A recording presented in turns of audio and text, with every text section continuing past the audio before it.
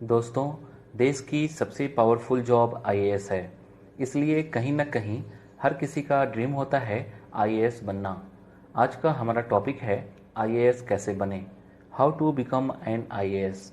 दोस्तों, इस वीडियो में हम लोग जानेंगे कि आईएएस बनने के लिए क्या क्वालिफिकेशन चाहिए, एज क्राइटेरिया क्या है, एग्ज़ाम फॉर्म कब भर सकते हैं, क्या परसेंटेज रिक्वायर है, एग्ज़ाम के कितने स्टेज होते हैं, आप कितनी बार अटैम्प्ट दे सकते हैं, कट ऑफ कितना होता है, सिलेबस क्या है, इसके लिए पढ़ाई कैसे की जाए, सैलरी कितनी मिलती है। हम यूपीएससी कंडक्ट करता है, मतलब यूनियन पब्लिक सर्विस कमीशन। अगर कोई कहता है कि वो आईएएस की तैयारी कर रहा है तो वो गलत है। असल में वो आईएएस की तैयारी नहीं, वो सिविल सर्विस एग्ज़ाम की तैयारी कर रहा होता है। इसके अंतर्गत कई सर्विस होते हैं, जैसे आईएएस, आईपीएस, आईएफएस, आईआरएस सहित 24 तरह के सर्विसेज हैं। इसका एग्ज़ाम यूपीएससी ऑर्गेनाइज करती है।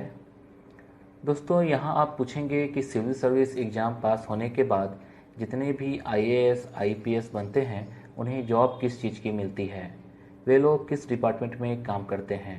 तो आपको बता दूं कि जितने भी डीएम, कमिश्नर, डिप्टी कमिश्नर, जितने भी हेड ऑफ डिपार्टमेंट होते हैं वे सभी आईएएस होते हैं।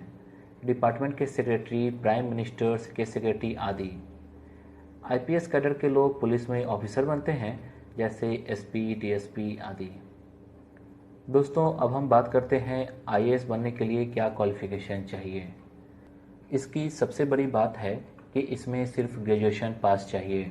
अगर आप किसी भी सब्जेक्ट से मिनिमम मार्क्स से ग्रेजुएट हैं या आप ग्रेजुएशन लास्ट ईयर या लास्ट सेमेस्टर के स्टूडेंट हैं तो भी आप आईएएस का फॉर्म भर सकते हैं। आपने अगर BA, BCom, BSc, BBA, BCA, engineering, medical या कोई भी डिग्री कोर्स किया हो, आप यूपीएससी का एग्ज़ाम देने के लिए एलिजिबल हैं। एक खास बात है कि कैंडिडेट इंडिया का सिटीजन होना चाहिए। आईएएस और आईपीएस बनने के लिए सिटीजन ऑफ इंडिया कंपलसरी है। लेकिन जितने भी अदर सर्विस हैं एडमिनिस्ट्रेटर के अंतर्गत, जैसे आईएफएस, आईआरएस आदि के लिए माइग्रेट हो सकते हैं, जैसे नेपाल, भूटान, पाकिस्तान के माइग्रेट हो सकते हैं। अब बारी आती है एज क्राइटेरिया की। इसमें ज़्यादातर स्टूडेंट को कन्फ्यूजन रहता है। सिविल सर्विस के फॉर्म में एज को लेकर जो क्राइटेरिया है वो 21 से 32 साल है। ये एज क्राइटेरिया जनरल के लिए है। ओबीसी के लिए 21 से 35 साल है और एससी एसटी के लिए 21 से 37 साल है। अगर आप जम्मू और कश्मीर से हैं तो जनरल के लिए 21 से 37 साल है। वहीं फिजिकल चैलेंज स्टूडेंट के लिए 10 साल छूट है और वे मैक्सिमम 42 ईयर तक फॉर्म भर सकते हैं। और जो डिजेबल्ड हैं, जैसे ब्लाइंड और डेफ हैं, तो उनमें जनरल के लिए मैक्सिमम 37 साल, ओबीसी के लिए 38 साल और एससी एसटी के लिए 40 साल तक मैक्सिमम एज लिमिट है। ये एज लिमिट तैयारी करने वाले स्टूडेंट को पता होना चाहिए। अब जब हम लोग एज लिमिट समझ चुके हैं तो बारी आती है कि आप कितना अटैम्प्ट दे सकते हैं। जो स्टूडेंट जनरल से बिलोंग करते हैं वे 6 अटैम्प्ट दे सकते हैं, ओबीसी 9 अटैम्प्ट दे सकते हैं और SC ST means schedule caste और शेड्यूल ट्राइब से बिलोंग करते हैं वे एज लिमिट खत्म होने तक अटैम्प्ट दे सकते हैं। जम्मू और कश्मीर के लिए up to the age limit है। तो दोस्तों, एक बात और कि ये अटैम्प्ट तभी काउंट होगा जब आप प्रीलिम्स एग्ज़ाम में बैठेंगे। ऐसा नहीं है कि आपने फॉर्म भरा और एग्ज़ाम नहीं दिया तो अटैम्प्ट काउंट होगा, ऐसा नहीं है। ये ध्यान रखने वाली बात है। दोस्तों, आप एक बात जान लीजिए, किसी भी स्टूडेंट का इस एग्ज़ाम में सिलेक्ट होने का कितना परसेंट चांस रहता है।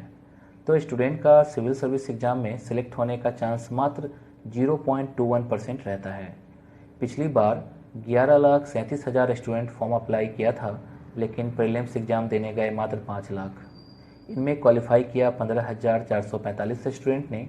इंटरव्यू के लिए 2,955 पहुँचे, जबकि सिलेक्ट हुए मात्र 1099 स्टूडेंट। यह आंकड़ा बहुत कम है। दूसरे एग्ज़ाम में भी लगभग यही आंकड़ा रहता है। आप इन सभी बातों पर ध्यान मत देना, क्योंकि आपको सोचना है कि आपको सिर्फ एक सीट चाहिए और आप क्वालिफाई कर जाएंगे। अब बात करते हैं एग्ज़ाम पैटर्न का। पहला है प्रीलिम्स एग्ज़ाम, दूसरा है मेंस एग्ज़ाम और तीसरा है इंटरव्यू।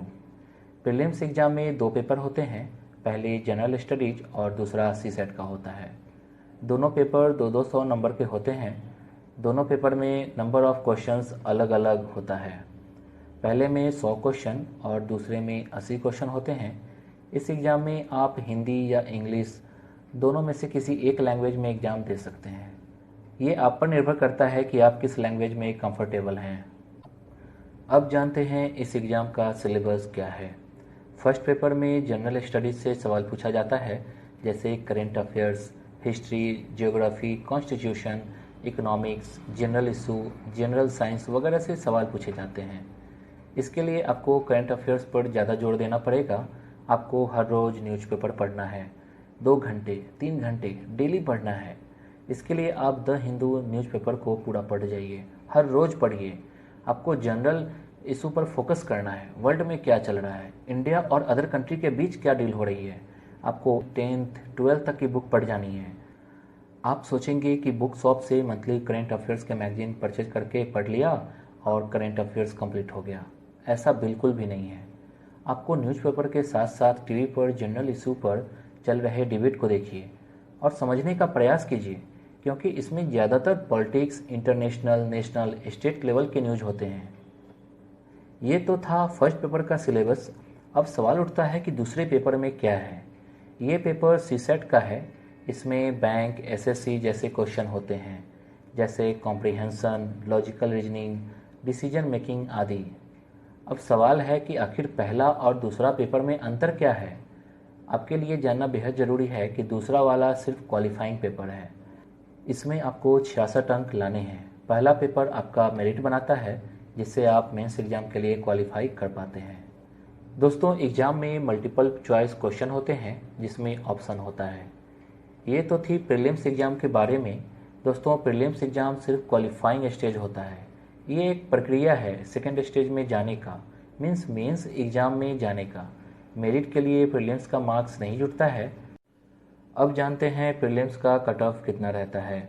पिछली बार 2016 सिविल सर्विस एग्ज़ाम में जनरल के लिए 116.66 नंबर था, तो ओबीसी के लिए 110, एससी के लिए 99.34 और एसटी को 96 नंबर लाने थे।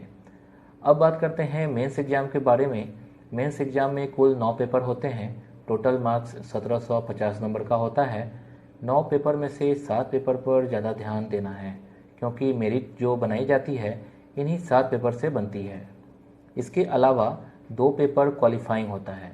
इसके मार्क्स काउंट नहीं होते हैं, लेकिन आपको 33% नंबर लाना पड़ता है। इसमें एक पेपर इंग्लिश का है और दूसरा लोकल लैंग्वेज का, मतलब दोनों ही लैंग्वेज के होते हैं। लोकल लैंग्वेज वही होगा जो संविधान की सूची में दर्ज है। अब सवाल है कि मेंस एग्जाम के पेपर का सब्जेक्ट क्या है। तो सबसे पहले पेपर 1 में आता है जनरल एसे की। इसके नाम से ही आपको पता चल रहा होगा कि आपको निबंध लिखना है, जैसे सोशल इशू, पॉलिटिक्स, योजनाएं। एग्ज़ाम में 2 ऐसे लिखने पड़ते हैं, मतलब 125 मार्क्स के होते हैं। पेपर 2 में जनरल स्टडीज का होता है, जिसमें Indian history and culture, world geography और सोसाइटी कवर होता है। थर्ड पेपर में कॉन्स्टिट्यूशन, पॉलिटिक्स, सोशल जस्टिस और इंटरनेशनल रिलेशन आता है। फोर्थ पेपर में technology, economics development, biodiversity, environment, security and disaster management से सवाल पूछे जाते हैं। इसके बाद पेपर 5 आता है, जिसमें एथिक्स, इंटीग्रिटी एंड एप्टीट्यूड होता है। अगर हम सामान्य शब्दों में बात करें तो आप किसी भी टॉपिक पर क्या सोचते हैं, आप क्या विचार रखते हैं, किसी घटना पर आप कैसे रिएक्ट करते हैं। जैसे पेड़ क्या है, इसका आंसर अलग अलग लोगों के लिए अलग अलग होगा।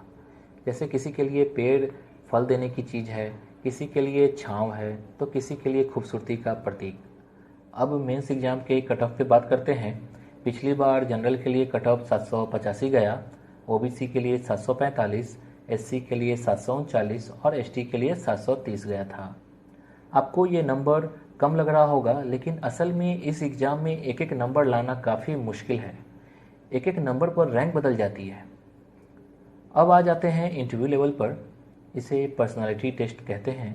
ये काफ़ी टफ होता है, क्योंकि यहीं पर आपकी असली परीक्षा होती है। ज़्यादातर टॉप